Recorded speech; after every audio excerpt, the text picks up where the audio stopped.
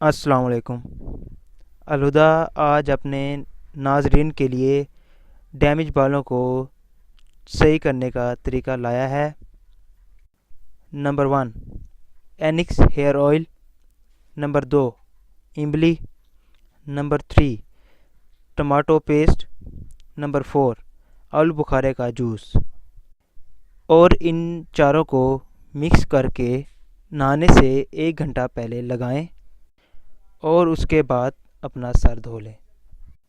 और इससे आपको अपने डैमेज बालों से छुटकारा मिल जाएगा।